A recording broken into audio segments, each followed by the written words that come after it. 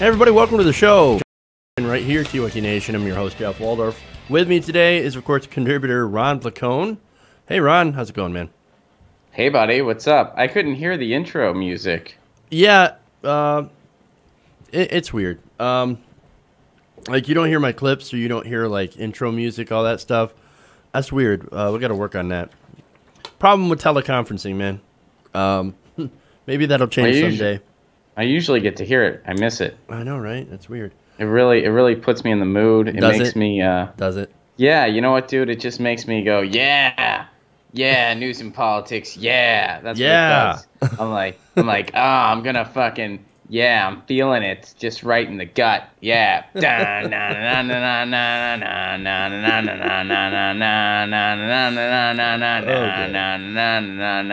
how it goes. Yeah, that's kind of how it goes. All right, that's enough. Sorry. It's enough of that. It's enough of that. I think the audience just left. No, I'm kidding. Done. So we're gonna have a good show today. I think we're all in a pretty good mood, right? At least I am. I don't know if you are.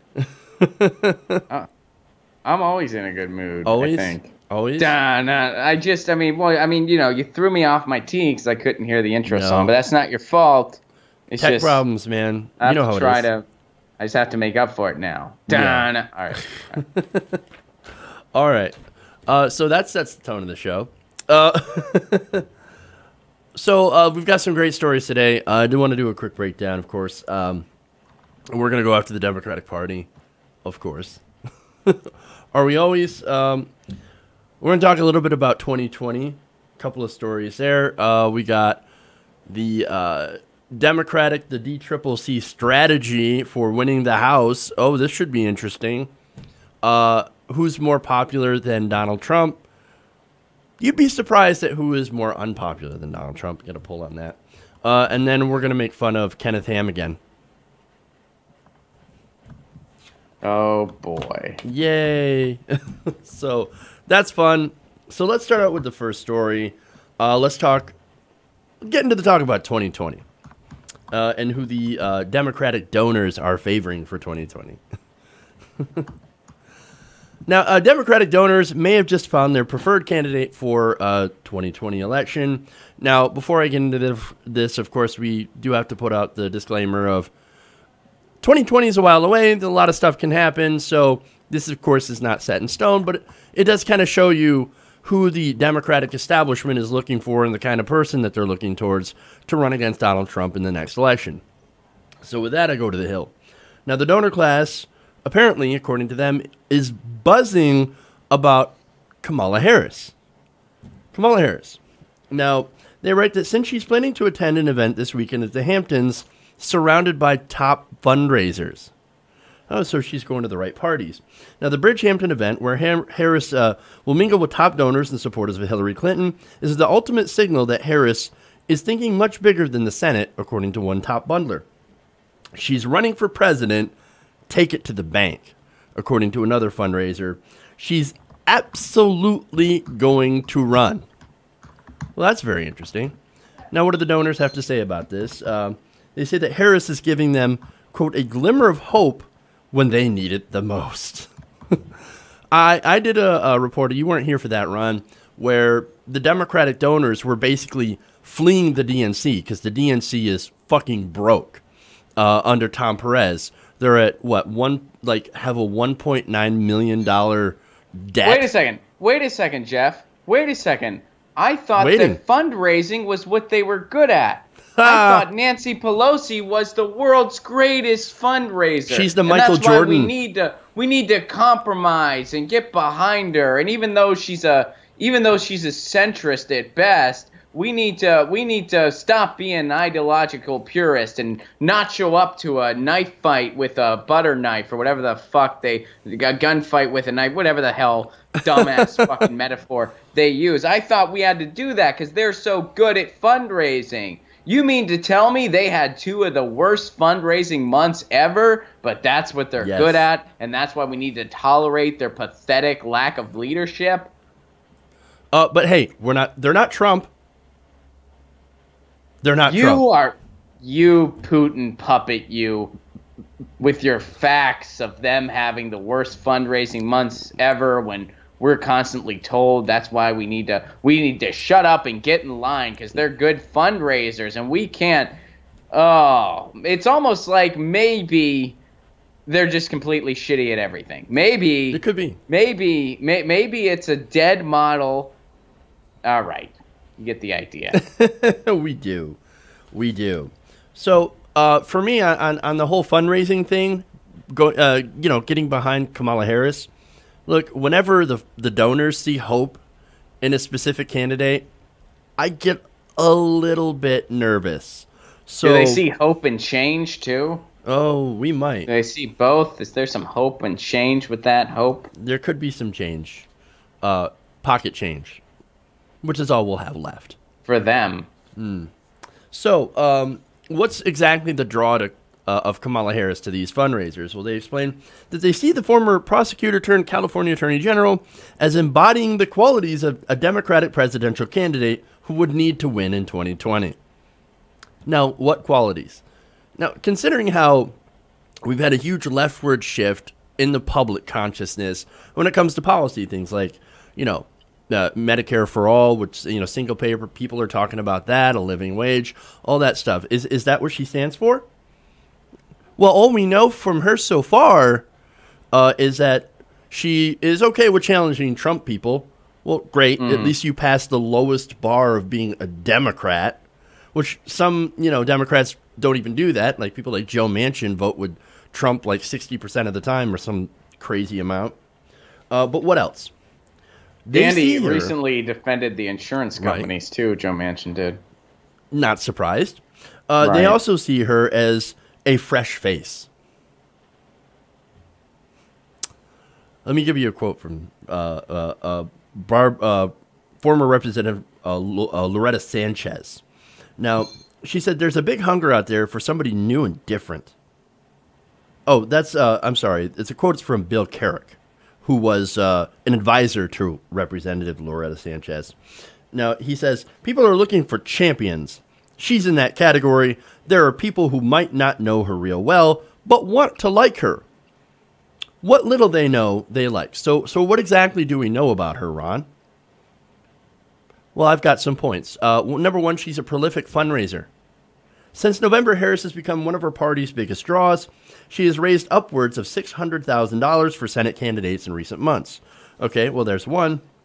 She also recently raised $227,000 in an email for MoveOn.org, according to sources close to Harris. Now, some of these Clinton Democrats, these donors, are saying Kamala has come to embody what's next for our party. This is according to Ben LaVolt, a Democratic strategist and former spokesman for President Barack Obama. So, really, is she what's next, or is she just a continuation of the status quo? He said she comes to Congress with immense credentials, a law enforcement official with a smart approach to taking on bad actors and protecting consumers. Now, is that true? Well, let's see. Exactly. In 2013, California prosecutors claimed to have discovered over 1,000 foreclosure law violations done by Trump Treasury Secretary Steven Mnuchin's bank, One West. Now, he ran this bank for a while. It got into a lot of problems. There was a lot of problems. They were tremendous, right? Tremendous, disastrous problems. And what did she do about it? Big league problems. That's right. The California Attorney General's office failed to file any action against that bank. At the time, Kamala Harris was California's Attorney General. Now, she said, we went and we followed the facts and the evidence and the decision my office made. We pursued it like any other case. We go and we take a case wherever the facts lead us. Interesting. They had a lot of evidence that they did this foreclosure law violations, but the banks didn't get punished at all. I wonder if that has to do with any of the money. In 2011, Mnuchin's wife at the time, Heather Mnuchin, gave $8,750 to Harris's 2011 campaign. One West Bank donated $6,500 to Harris's 2011 election. Heather Mnuchin also donated $850 to Harris's 2014 election for California Attorney General. So wait a minute. Mnuchin is a Trump guy now. Okay, he's in the Trump cabinet. And yet Mnuchin his wife and their bank donated a whole bunch of money to Kamala Harris. And conveniently, she didn't go after One West Bank for doing these thousands of violations. New direction? Not so much.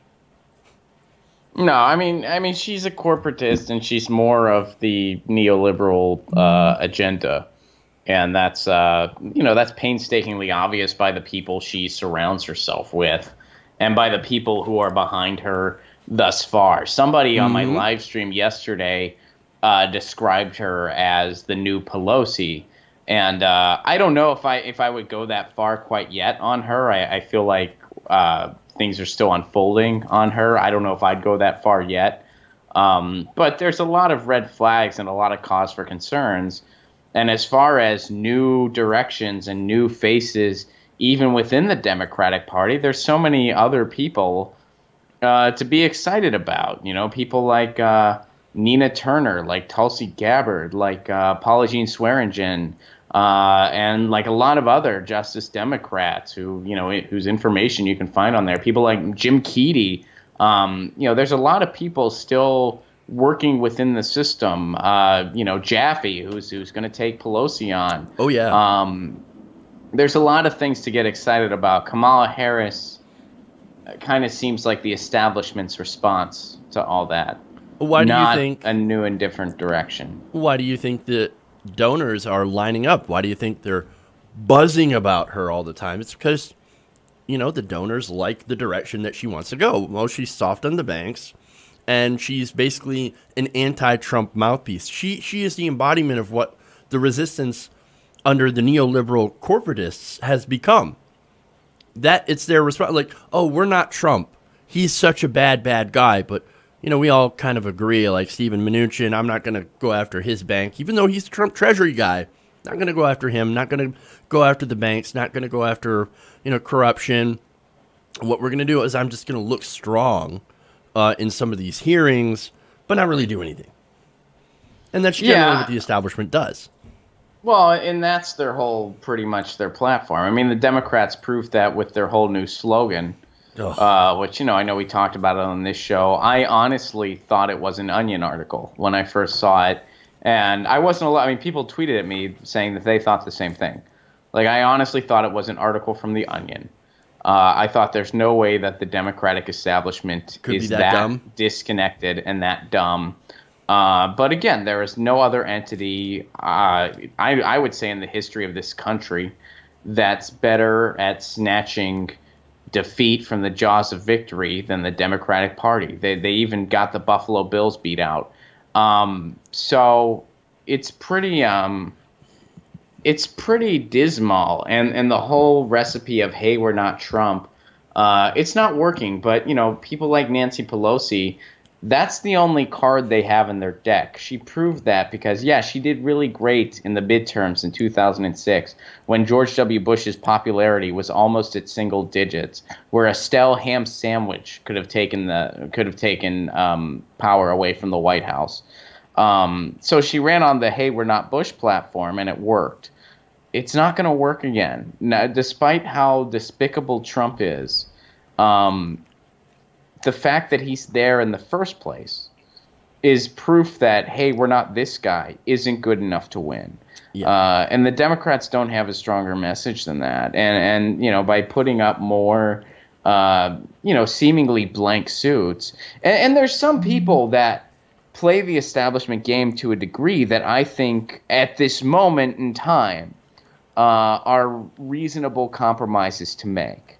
Elizabeth Warren, Al Franken. And I know a lot of people disagree with me on some of those, but I think those are people that I don't agree with them on everything. I have some concerns, but I think that in the scheme of things, they're playing the establishment game because they want to get to the better tomorrow that we progressives want.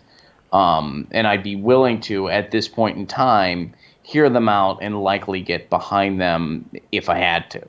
Yeah, I've argued that point about Elizabeth Warren because I definitely, because it's not a popular opinion to have in progressive circles, no, especially since she did not back Bernie Sanders, and a lot of people are understandably very sore about that. And I'm one of them. But Mm-hmm. here's where the difference happened for me, Jeff. When she came out in support of single payer, to my knowledge, is still the only Democrat that has that kind of power, that has the platform that she has. Right. And of course, when I say this, I'm not including Bernie Sanders. So on including Bernie Sanders, she is the only one that has really come out for that. And now, ever since she's done that, More have, yeah. more have, and now some of the donors are saying, look, let's just put single payer on the platform. I mean, there was this big name donor recently that came out and was like, they need to adopt Bernie Sanders' platform, they being the Democrats, if they want to win. Yeah, that was Tom Steyer. He's Right, the yes. billionaire Thank you. environmentalist. We did a story about him where he's like, the era of not covering people is over. It's done. We need to move forward on this. So, and Yeah, that's good. So, and I give Elizabeth Warren some credit for that. Now, do I have my hesitations about her? Abso-freaking-lutely. Are there some things she's done that I have really not liked? Yes, big time. And back in Bernie was one of them. Right. However, there have been some glimmers of hope within her, and you know, if she was a 2020 candidate or something like that, I think those are the types of compromises that, in the short run at least, I think are reasonable to make. And I see a difference, at least at this point in time. She could prove me wrong later. There's still a lot of time between now and 2020.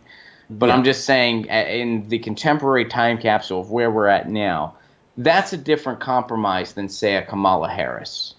And I see a difference between those two. Right. Even though I share the concerns of Elizabeth Warren that all progressives share. Same with Al Franken. Right. And I actually have absolutely. more concerns with him. But Right. So, one more thing, too. I want to get to the framing of how the Democratic Party is essentially framing Kamala Harris.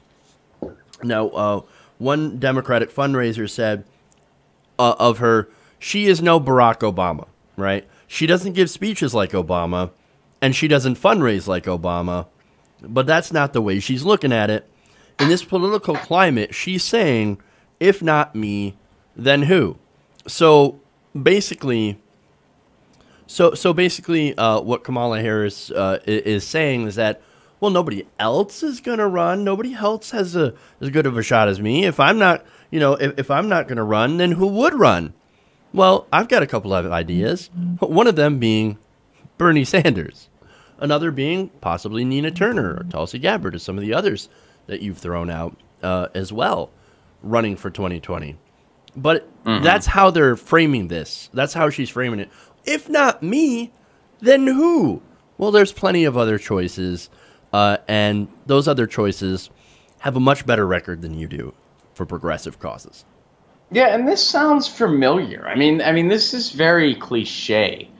I mean, Hillary Clinton said the same thing. I know some people might want something better, but fuck you, you're not going to get it. I mean, that's really the theme here, and that's because we have the system set up this way where you can make a claim like that. And it's time that as a populace we say, no, you have to come to us. That's not how. That's not a democracy. Doesn't work that way. And I know we don't have a democracy. I'm not that naive, but there's still power in the people. And it's like, no, you have to come to us. You have to get our vote. You have to, you can't expect us to just say, well, we can't get what we want because this compromise has to be made when you're losing constantly. Again, and I've said it before on the show, you've said something similar. If coming to the center was winning, then that'd be one thing. Then you could kind of just be like, look, the progressive ideas that I migrate towards, too many people in this country aren't ready for them. So it's going to be a long climb. But the thing is going to the center's not winning, it's losing, and it's losing embarrassingly bad. furthermore, you have people in very red areas cheering for the idea of universal single-payer healthcare. You have 60% of adults that favor it. You have 80% of people that identify as Democrats. And you know, that doesn't include the establishment, obviously. It means the people. They favor Bernie Sanders' platform. Bernie Sanders is the most popular politician in the country. Elizabeth Warren, the second most. Progressivism is on the rise, and that's how change works. Change works. The way real change happens in this country is when a status quo reaches a point of crisis, to the point of no return, and you have to make a sharp turn in the other direction. If Trump isn't the point of crisis, I don't know what is. And, you know, if we don't take a sharp turn, we're going to have more Trumps. That's why Kid Rock is going to run for Senate. That's why The Rock is entertaining a presidential run. So, you know, Caitlyn Jenner. Caitlyn Jenner. This is it. I mean, this is it. So whenever someone gives you the compromise baby steps argument, history is not on their side. Recent election results are not on their side. And quite frankly, they're just parroting establishment platitudes.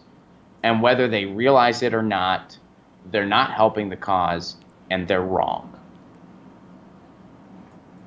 You Bernie bro. No. That's a great end to that segment. So let's go from what we're supposed to do that's going to work to what they're actually going to try to do, which is probably going to be disastrous. Okay. The Democratic Party is still fresh off their loss to Donald Trump, and in many, of course, the special elections where they got crushed, held since November. Well, they're busy. They're trying to figure out how to win back the House and to continue to fight off the Donald Trump agenda. And what better way to fight off the conservative Donald Trump agenda than to recruit conservatives? Wait a minute, what?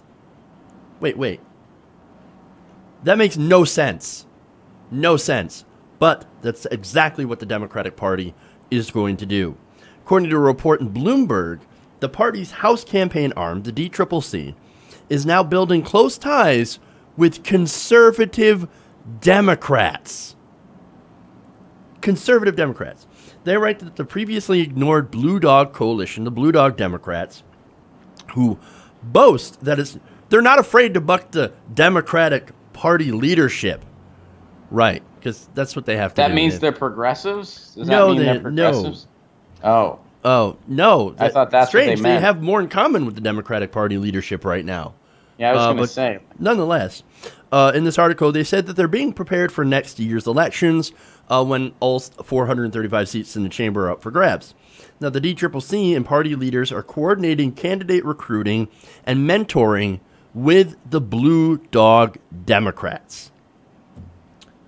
Amazing. Now, what do they have in common? Well, both sides say that there's a shared understanding that winning as many seats as possible in 2018 is more important than any Democratic purity test for potential candidates. So, no purity tests. We don't want none of that here in the DCCC, okay? Because we want to take more corporate money, and we don't care if you guys want single payer. We don't care if progressive policies are incredibly popular. No.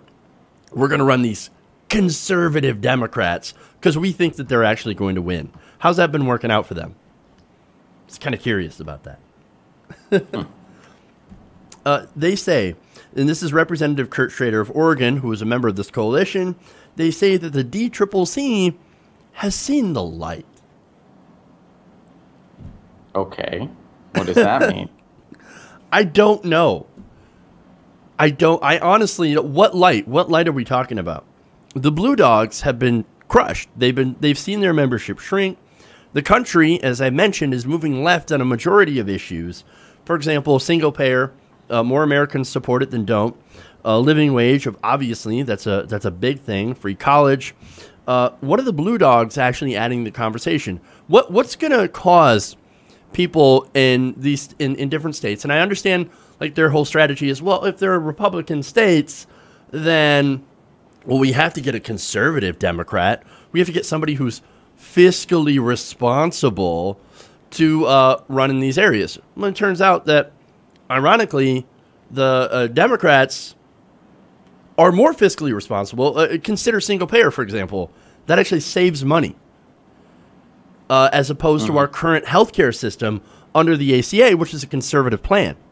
And especially under the Better Care Reconciliation Act, or Trump Care, which recently was killed again. It's like zombie Trump Care. It keeps coming back.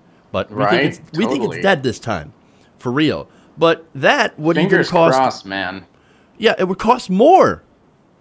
Yeah. Oh, yeah. I mean, that plan's a disaster. And that's what happens when you have such a... I mean, I don't want to get off on this tangent because we've had it before, but, just to quickly point out once again, because this kind of goes into what we're talking about, it's easy to try to pass, and fortunately they're failing at it, but the only reason we're in this point in the first place, where they're actually trying to pass a healthcare bill that strips healthcare away from millions of people. It's an anti-healthcare bill. It's a tax cut. I mean, it's a war. It's straight up Orwellian. War is peace. Freedom is the police state. Anti-healthcare is healthcare. The only reason we're at this point is when we had a chance to be progressive, we put forth a right-wing healthcare policy. We put forth Mitt Romney's plan, and we gutted it. I mean, even if we would have had the public option, we wouldn't be in this situation. Like, we would not, if we had the public option, we would not be in this situation right now. Right. But Obama let that go. He couldn't even hold on to that. So this is what we're talking about when, your only options are fringe right and center right. This is what you get. You get Donald Trump. Yeah. And this is what happens, of course, when you go further to the right, policy-wise. And this is the problem with what they're doing, is that they think that no, we just have to go further to the right. There was a quote in here later, and I forget who it was from in the story, but they were like, well, we've already won all the liberal seats. Now we have to win some of the conservative seats. And we can only do that if we reach out to the blue dogs. So what they're doing is that they're essentially getting all these blue dog Democrats, and they're training the next generation of Democrats to run. But wait, that's not what the country wants. The country wants progressives. The country wants progressive policy. And you can only, you only have to look at the polls to get that. Don't believe my word for it. Don't believe Ron's word for it. Go and look it up for yourself. And, you realize that most Americans want, for example, a government-run healthcare system that at least takes care of the poor, okay?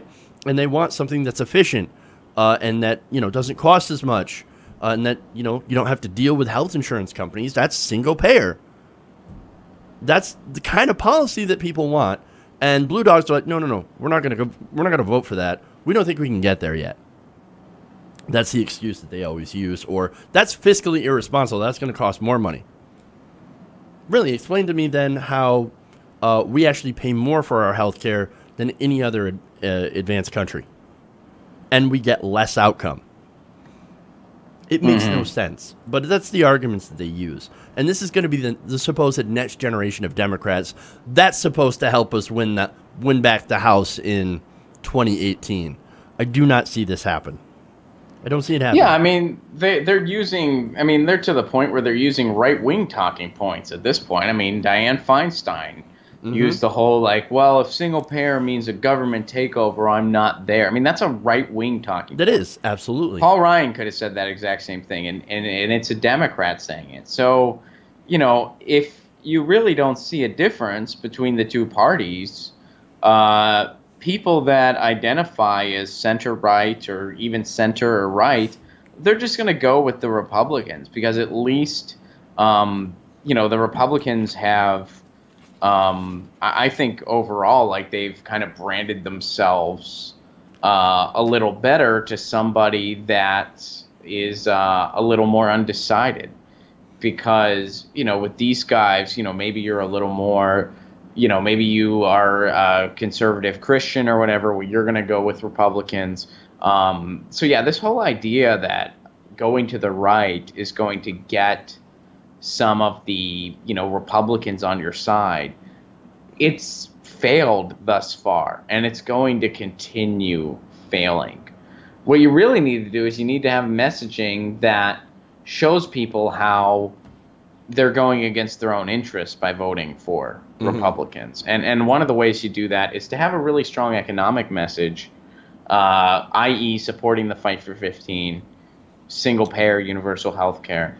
And you know what? It's not me saying this at this point. Fucking Chuck Schumer admitted to this. Yeah. Chuck Schumer admitted that the Democrats had no economic message throughout the entire 2016 election. They still don't have one. And he's drafting one as we speak. And by drafting one, we mean making sure his donors are okay with it. Yeah.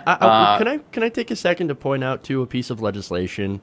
Kyle Kalinske had this presented this on his show a while back, and it was from Representative Ro Khanna, right? And he put out this, he introduced this piece of legislation that said, okay, if you're not going to pay your workers a living wage, then we're going to tax you more.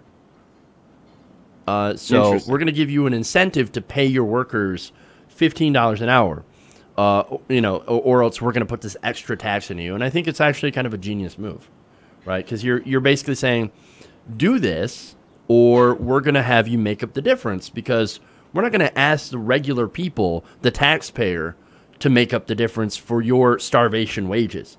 We're not going to subsidize you anymore. And Republicans, well, they don't like money. Supposedly, they don't like taxpayer money going to subsidize welfare, right?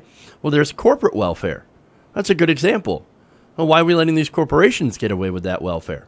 We shouldn't, but that's the kind of economic message. Like, no, we're going to make sure that people get a living wage, and we're going to punish corporations that take advantage of the tax code to get freebies. And that can, I think would appeal to some conservatives who also don't like this government corruption, this crony capitalism going on.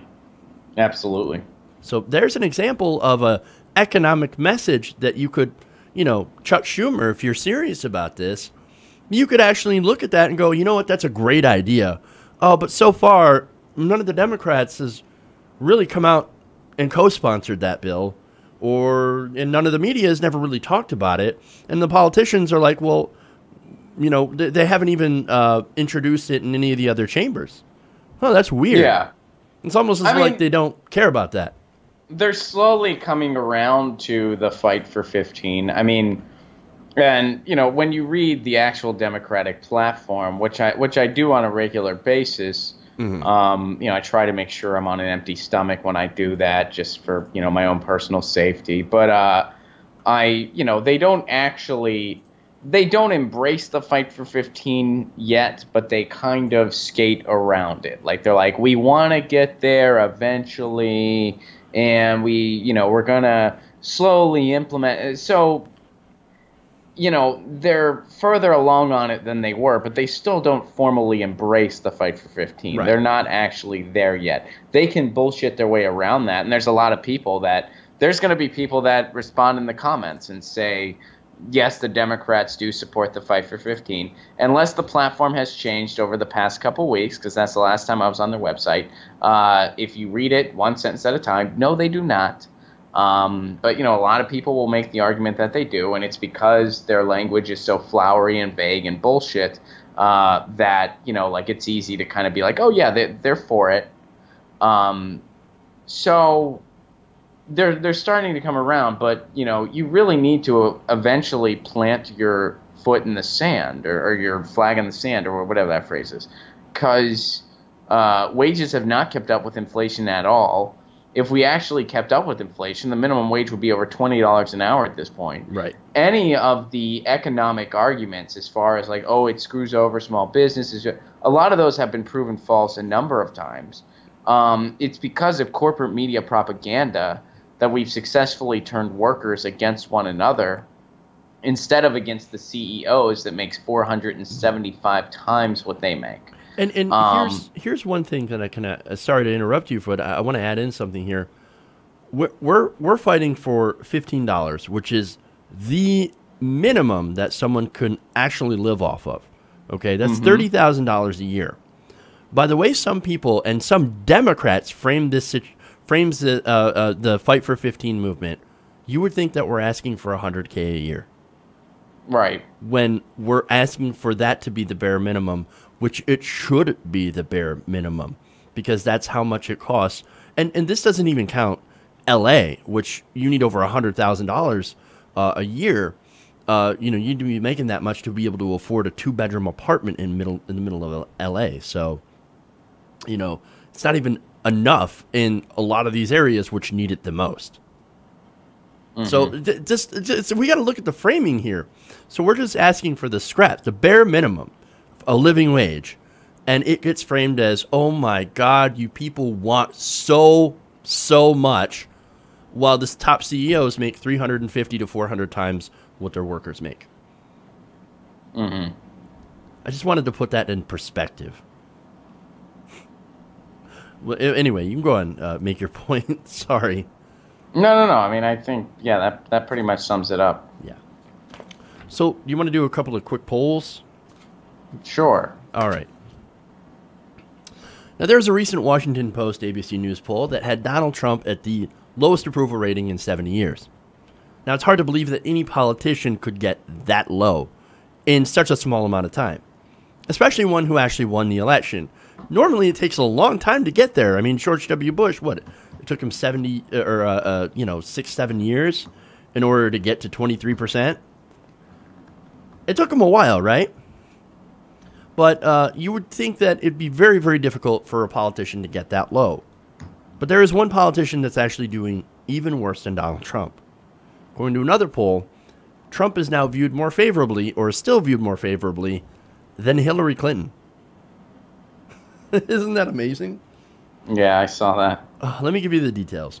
Now, this Bloomberg News survey found that Hillary Clinton is viewed favorably by just 39% of Americans, compared to Trump, who is viewed favorably by 41% of Americans.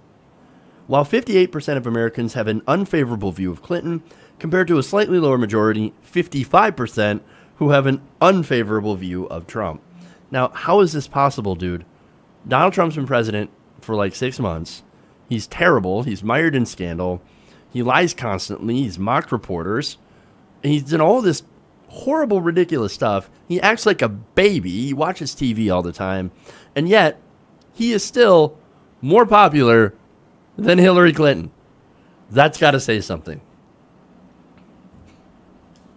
Yeah, I mean, well, and it's because what few times she's been in the public spotlight, I mean, she's just kind of blamed everybody but herself for everything that's happened. I mean, she's blamed Russia, she's blamed millennials, she's blamed feminists. She's actually blamed feminists.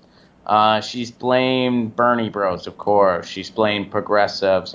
She's blamed the DNC. Talk about biting the hand that feeds. She has blamed the DNC and the Democratic establishment for her loss. So yeah, I mean, it's she is a very unpopular politician, and you can shout sexism till you're blue in the face, and I'm not going to sit here and pretend that Hillary Clinton doesn't deal with sex. Of course she does. Of course she does. And is it wrong? Of course it is. But, to put on a blinder and say that is the sole culprit, to say that she has no accountability, and that there's no reason why people dislike her, when you look at her track record, when you look at the way she has completely waffled on certain topics, the biggest one being healthcare. When people defend her on healthcare, they point to the person she was in the early 90s, not the person she was today, which, unless you're living in denial, you will recognize those are two completely different people. When you look at her track record on Iraq, when you look at her track record, I mean, just name the issue. She's been on the wrong side of it. Fracking. The list goes on and on. Mm-hmm. And yes, has she done some good things over the years too? Yeah, I mean, there's been when she was singing a different tune. If Hillary Clinton in '92 would have ran, if that was the person that was running, I would have voted for that candidate. I would have been behind that candidate. But if the single payer Hillary was the person, that would have been great. That's not the person we had, though. No. That was one of the problems. I mean, you didn't know who she was. Like, who is this person? What does she stand for? She doesn't know. Like, we don't know, because what she did is all she did was she listened to the consultants and she listened to the strategists. Oh, don't be a human. You got to put out these, flowery talking points. And also, you've got to make sure to please the donors, and the donors don't like this policy. They don't like single payer. So you have to come out and say single payer will never, ever happen, and just continue with the Obama status quo. It's going to make Obama happy, and he's not exactly a raging progressive. So, yeah, we never knew what Hillary Clinton was all about. And the fact that there's such a big difference between 92 Clinton and 2016 Clinton, it makes you think, well, like, can you trust anything that she says, because she waffles between two different points? I understand that there can be evolution, or so-called evolution, when it comes to policy positions. You can come around to a policy later when you learn about it. But it seems like she did that a lot. And, and sometimes she doesn't flip-flop quite as much as Donald Trump, obviously. Not even close. I mean, not even close. No. But on specific things, I mean, for example, what is it, 2015, 2014 or something, she finally came out in favor of same-sex marriage. That's she waits for she follows the status quo. Exactly. We don't have gay marriage because of Barack Obama. We don't have gay marriage because of Democrats. We have gay marriage because of a social movement, because of the LGBT community and their allies and other supporters coming out and demanding this. That's why we have it. It was because of social movements, not because of the powers that be. The powers that be had to come to them. Or specific politicians, and that's the way it should be. That's the way change really happens. And just to be clear here, though, give Trump time. I mean, Trump will see. I think Trump will get down to single digits. Probably. I think. I mean, the thing about Trump, and this is beyond part of the reason Hillary Clinton via polls is less popular than Trump. Not all of that is necessarily because of her. Some of that is because, I would say, the corporate media's fault, because they have somehow managed to be so shitty that they almost make Trump look like a victim. Almost. When they misreport stuff with Russia, when they, over-amplify certain subjects over others instead of focusing on the horrific policies that this guy's trying to push through, they're almost making Trump look like a victim. Again, almost. But what that does, the people that got behind him, that riles them up. That makes them angrier. And that puts blinders on them where they're like, well, we're going to support this guy no matter what. Even though he is completely butt-fucking us on everything he promised us. Even though he's backpedaled on everything. Yep. And some people are starting to have buyer's remorse. Because you're only talking about this, you're only talking about that. You're misreporting this, you're misreporting that, where it almost makes him look like the victim. That's riling up his base, and that's making them cling to him no matter what.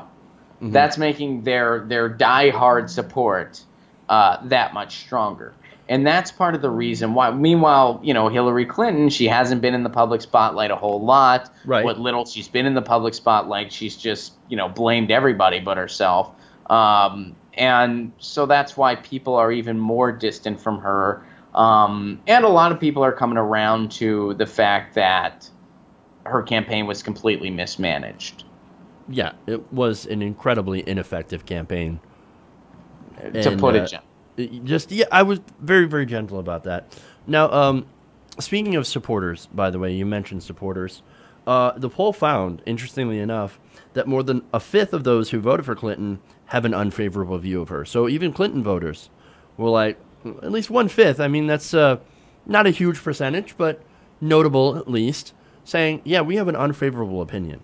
In the last Bloomberg poll before the election, just 8% of likely Clinton voters reported having an unfavorable view of the 2016 nominee. So after the election, that went up. Now, usually that doesn't happen. Usually after, somebody loses an election, it goes up a little bit. Not huge, but it goes up a little bit. With her, it's the complete opposite. Now, there is sort of good news on this. according to pollster Jan Seltzer, who oversaw the survey, there's a growing discontent with Hillary Clinton, even as she is largely stayed out of the spotlight. But it's not a pox in the Democratic House because numbers for other Democrats happen to be good. And, we'll go over those numbers in the next segment.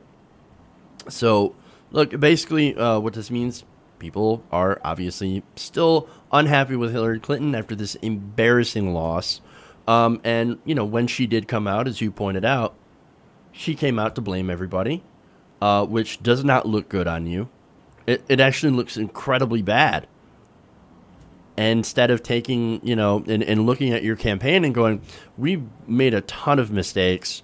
Here's what we made the worst mistake. And here's what we should do to go forward. It's not my fault. It's their fault. DNC. Sure, I had a little bit to do with it. But at the same time, it's mostly those guys and Russia. Mm-hmm. Yeah. But, I think that, because my hope is that Hillary Clinton never runs for anything again and just sort of slowly, disappears from the public spotlight completely. That's my hope. Mm-hmm. I don't think it's going to happen, but, I would like that. So to kind of bring the focus not so much on her, I mean, that's part of the reason you have these people that are clinging to Trump no matter what. I mean, 45% of Trump supporters believe that all the Donald Trump Jr., like the emails and everything, they just straight up believe it didn't happen at all. Like, it's completely false, and it's fake news. It's completely fabricated, which is crazy. The reason it's completely crazy. The reason they feel that way is because of the media's failure in handling this issue, and it's because that when you cry wolf so many times, as CNN has done, as MSNBC has done. When a real wolf shows up, nobody's there anymore. And so it's like they're empowering Trump's base. And a lot of people, they like to pretend like that's not happening or that that's not a possibility. The reality of the situation is it is. And, you're just... So when progressives express skepticism about Russia, it's not because we're sympathetic to Trump or because we even have, or Putin, or that we've come to the conclusion that Trump is an innocent party. I mean, there's still a lot we don't know yet. Mm-hmm. But it's because, A, we're not too cool with the idea of World War III. In fact, we're really fucking opposed to it. We really want to, this is the time for the anti-war left to come out. Exactly. And be like, hey, there's some stuff going on here, but that doesn't mean we need to launch a war, okay? Exactly. So there's that.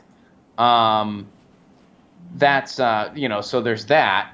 And then there's the issue of, you're empowering Trump. Whether you realize it or not, you're actually you're doing the opposite of what you're trying to do because you're making his base that much angrier. You're making them want to stand behind him no matter what. And that's part of the reason he's still hovering in the 30s. I've said this before. I said it on a Jimmy Dore video recently. If they spent time, the corporate media spent time really dissecting his policies and how he has said fuck you to his base at every turn, how he has said fuck you to all the people that bought his snake oil at every turn, I firmly believe his approval rating would already be in single digits. Instead, they have put all of their eggs in one basket. That may lead to no fruit. They have amplified it at least 53% of the time, and that's a conservative estimate. And it's empowering him. That's what it's doing. And even if something comes to the surface that he is guilty of something, from a journalistic standpoint, this was still a horrific job. An absolutely horrific job on every major net, on MSNBC, on CNN, on Fox News. And this comes back to how our media structure is completely broken and is light years beyond repair. Like, there is no fixing it. All right. So let's move on. Let's get another quick poll in here. I know I'm good on polls today. Back to 2020. Now, with some talking about the 2020 election and who's going to challenge Donald Trump, a Democratic testing firm has decided, hey, you know what? Let's do some 2020 matchups just for a little bit of fun. So, public policy polling had asked voters, if the election were held today, who would they vote for if they ran against President Trump? Now, it's fun to speculate, but remember, of course, 2020, very far away, and lots of things can happen between then and now. But nonetheless, let's have some fun. Let's look at these numbers. Now, they included quite a few potential contenders, none of them really confirmed, and they decided to pull them against Trump anyway. Now, these Democrats include Cory Booker, Joe Biden, Kamala Harris, and, of course, hey, Elizabeth Warren, okay? And finally, yes, Mark Zuckerberg. Oh, and Bernie Sanders is in there, too. Of course he's in there. This isn't a Center for American Progress poll. He's the most popular politician in the country. Of course he's going to be included in this poll. But again, if you're the Center for American Progress, you're not going to run that, which is hilarious. So now to the matchups, right? So in the survey of registered voters conducted by Public Policy Polling, they found Trump trailing by wide margins against Bernie Sanders and Joe Biden. Now, Bernie Sanders is 52-39, and Biden does slightly better, 54-39. So that's interesting. So it looks like there's a little bit of a couple of undecided voters, and also the error of the percentage of error is about 3 to 3.6% on this poll. So Bernie Sanders still might come out on top of Joe Biden. Now, Biden and Sanders still crushed Trump by very, very comfortable margins. So let's get to the others. The poll found Trump losing in hypothetical matchups against Senator Elizabeth Warren. Comes in third, Cory Booker and Kamala Harris, although by smaller margins. Trump trails Warren by 7 points, 42-49, Booker by 5, and establishment darling, donor-friendly Kamala Harris by 1 point. So that's interesting. Because earlier we talked about how the donors are just going crazy. They're abuzz with Kamala Harris. Oh, man, we can't wait to put her up. She's definitely going to run, and we're definitely going to fund her, right? Now, she's why? It's because she's a fundraiser. She's really good at it. And she went super soft on Stephen Mnuchin's bank in California, so you know she would be very friendly to the banks. Mm-hmm. So, but there's sort of the contender, lineup and how they do against Trump. And no surprise, Bernie Sanders and Joe Biden happen to be really at the top of the list. So, you got some thoughts on that? Well, I mean, I think it's long over now. But I think had Joe Biden run, he'd be our president right now. Joe Biden is incredibly popular. I mean, people love the guy. Bernie Sanders is the most popular politician in the country. And he got there via policy. That's how Bernie got there. Who is this suave man? And again, man this with curly hair, straight hair, I don't long know what hair. this is, but that was a pop-up window. Sorry. Oh, on my end or yours? No, it was my end. It was weird. Just popped up all of a sudden. Oh man. Well, dude, they're watching us. Sorry about that. They're watching us. But yeah, and it's interesting that the kind of more establishment Democrats are, coming in last. And that's because they don't really stand for much. They stand for, let's make sure we, keep the donors happy, and everything else comes in a distant second. And you've seen that with John Ossoff. People love to blame, people. I mean, somebody blame me for that one. Somebody blame me. Yeah. Somebody blame me for that one. But which, hey, I'm very flattered that somebody out there thinks I'm that powerful. Very flattered. But the reality of the situation is, the guy, I mean, in all of his info, his commercials looked like it was like an advertisement for a for-profit college or something like that. Like there was no substance in them. He stood for nothing.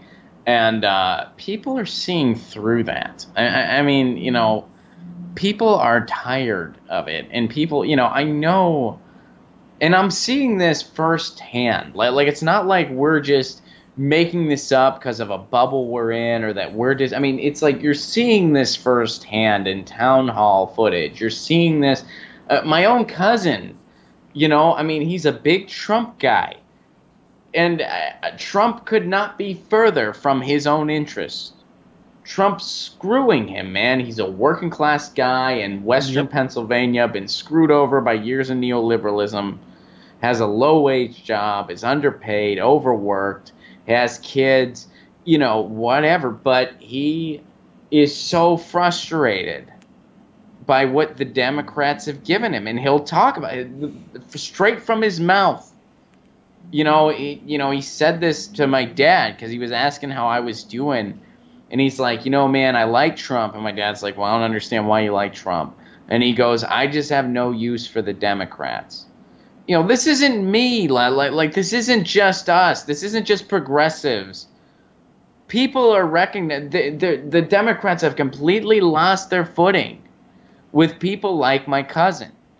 And a lot of people that are still standing behind the party, they don't want to hear that. So they get mad at progressives. And that's called shooting the messenger. We're not making this shit up. And it's proof. You're losing.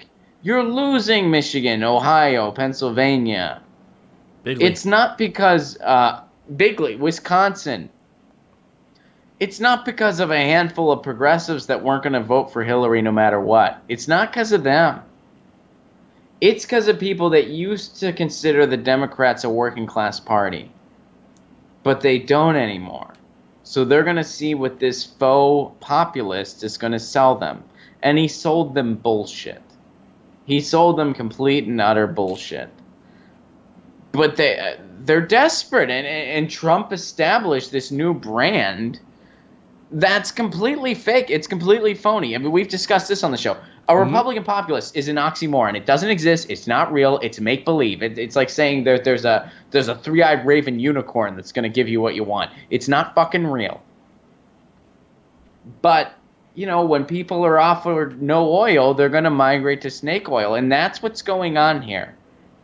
And that's why, if you're, I really want to see, I'd really love to see the left, unite.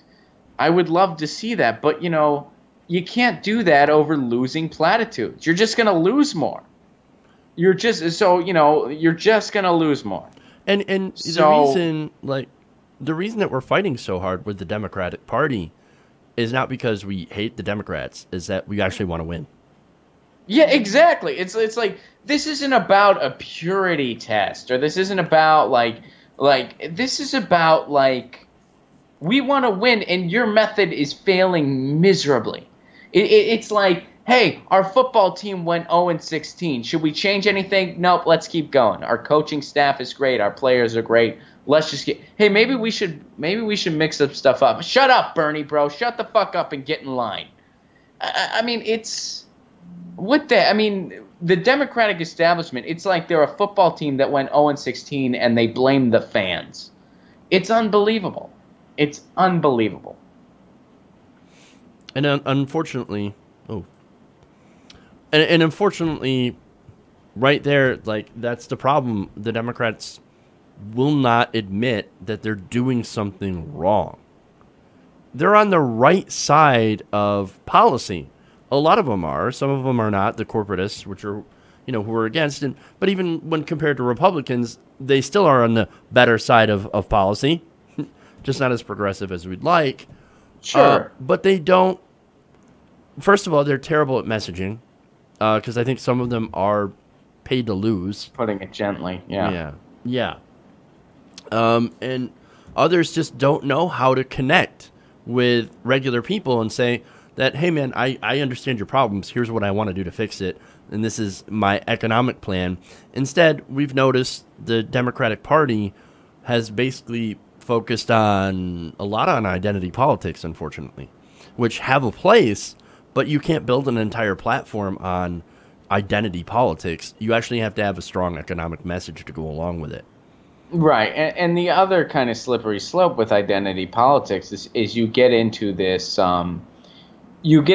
realm of shaming. Yeah. And that's not effective. Like, did you vote for Hillary? You're a sexist. Did you, like, if not, you're a sexist. If you're not, oh, well, you hate, I mean, you hate women. You hate women. You hate this. You hate that. I mean, that's not gonna resonate with people. No. Like, that's not, like, nobody likes being called that or being put down like that. And I'm sure with some people, there are people out there that like, they didn't vote for Hillary because they would never vote for women. They're the same people that didn't vote for Obama because they would never vote. I mean, exactly. Those people, and those people exist. And that's sad. That's very sad. Very sad. But you're not going to win those people over no matter what. Exactly. No matter what you do, you're not going to win those people over. Some of the people that just want to have a decent job, that just want their kids to have opportunities, that just want to be able to go to a doctor and not go bankrupt doing it, those are the people you got a shot to win over. Exactly. Those are the people you got a chance to win back. And I think the proof is in the pudding that a progressive platform is the way to do it. And by denying that, you're just you're putting forth a recipe to keep losing. And that's why so many of us progressives are so frustrating. It's not because we're purists.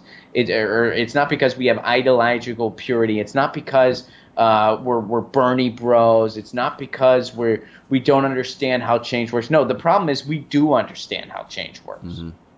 We understand that there's a time for baby steps and there's a time for a sharp turn. And if you look at history, we're due for another sharp turn. And by denying that, by denying a Green New Deal, by denying single-payer healthcare, you are missing a golden opportunity.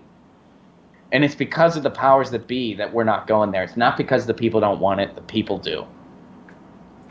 One more thing, unrelated. The same people that are like, you didn't vote for Hillary, you're sexist. And specifically talking to people like you, the Jill Stein voters, that doesn't make any sense. So, wait, you voted for Jill Stein because you're a sexist. Mm-hmm.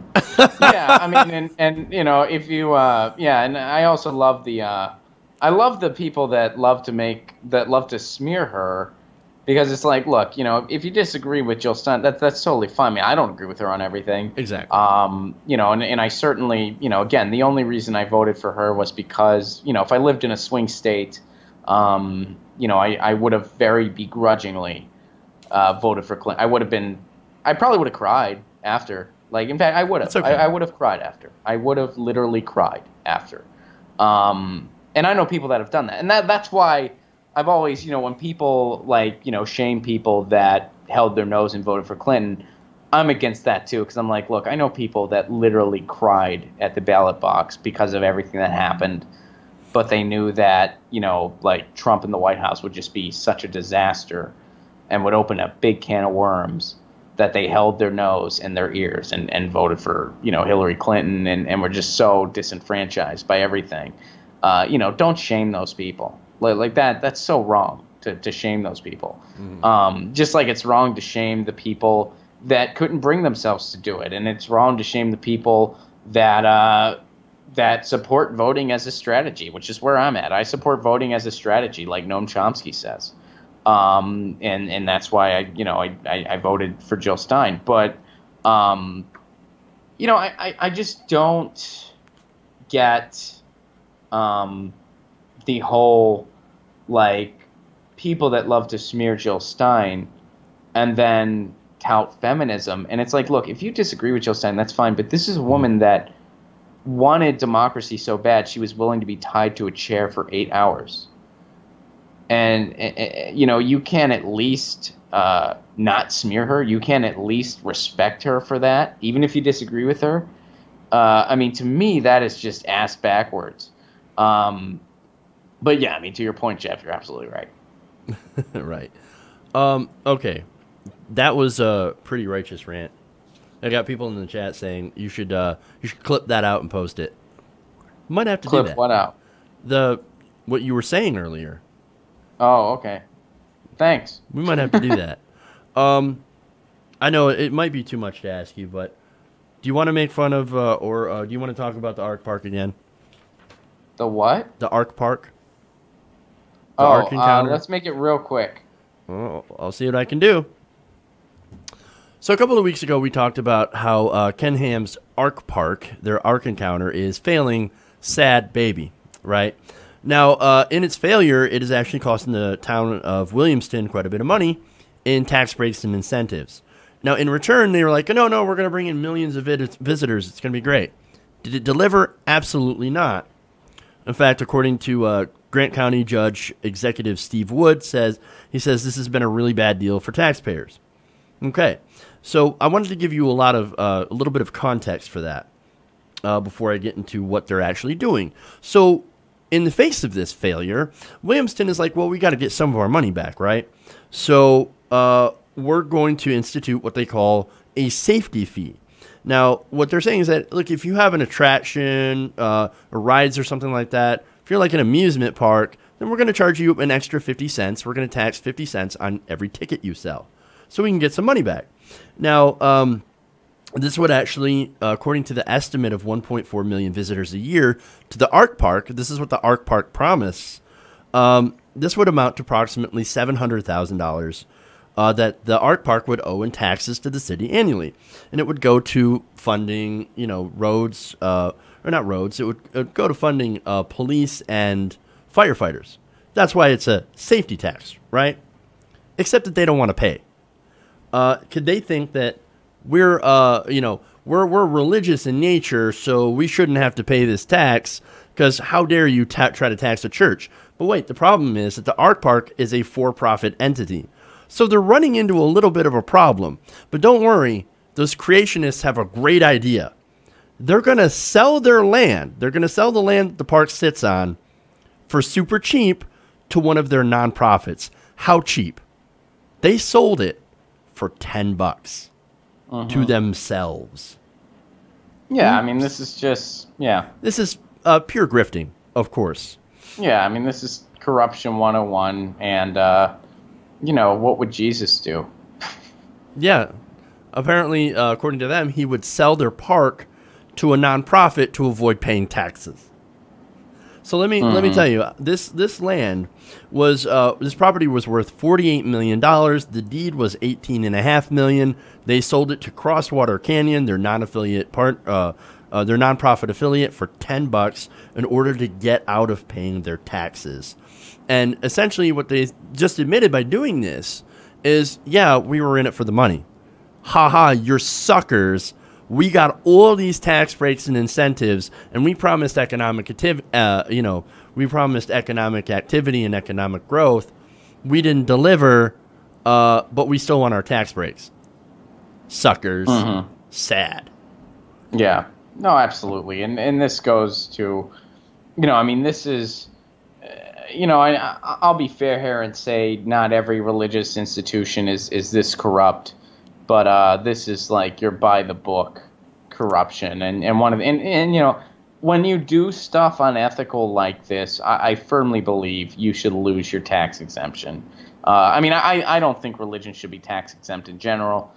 We don't have time to open that can of worms. But I think that if you do violate the laws, you need to lose your tax exemption at least for a certain period of time. I think the Mormons should have lost their tax exemption after what they did with Prop 8. They were funneling money into it. They were breaking rules. They should have lost their tax exemption. I think in this case, this is, an unethical,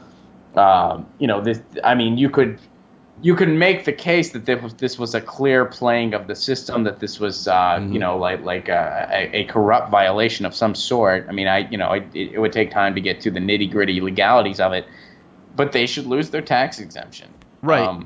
For at least a year. And one more effect of this too, Ron. Since they sold it to a nonprofit, they no longer can be taxed at all. In fact, Mayor Rick Skinner says losing all of Ark Encounter's property taxes would hurt the city, county, and most of all, get this, public schools. He said it would be a huge hit to the public schools. So that's another way they're screwing over this, not only the state of Kentucky, but the town of Williamston. But you think that they care about this? No, this is a win-win. Not only do we not have to pay taxes. Of course they don't care about it. They teach science in public schools. Exactly. Yeah, they teach science there. They're not fans. Absolutely. So again, this is a win-win-win for you know, the creationists and Ken Ham, and it's a loss for schools, and it's a loss for the town, and it's a loss for the city that invested so much money into this, and it's a loss to all these local businesses. You know, these business owners are like, we thought we were going to get all these visitors to the park that's going to go and, you know, frequent our businesses and help our bottom lines and help us grow. Well, none of that turned out, and now they're stealing from us. And now, also, I didn't mention this, but the park is ready to sue over this 50-cent tax on ticket sales. So, Of course they are. Talk about grifters, man. This is the ultimate grift. And, of course, who's better at grift than these supposed Christians? Yeah, man. So, disaster. Sad. All right. Thank you, Ron, for staying extra. Thanks for having me. You'll be back next week, normal time, right? Yeah, I'll be back on Tuesdays. All right. Awesome, man. Thanks. It's great to have you here. Great to have your input. And we'll see you next week. You have an awesome week, man. All right, man. You too. All right, everybody. Thanks so much for going around the nation with me today. With me and Ron. It was a great show. Hopefully you guys enjoyed it. We'll be back tomorrow. Normal show, 3 p.m. Eastern, right here, TYT Nation. If you haven't already, please like and subscribe to the channel. That's it. Love you guys. We'll see you guys tomorrow. Oh, and remember, change begins with you. Good night, everybody.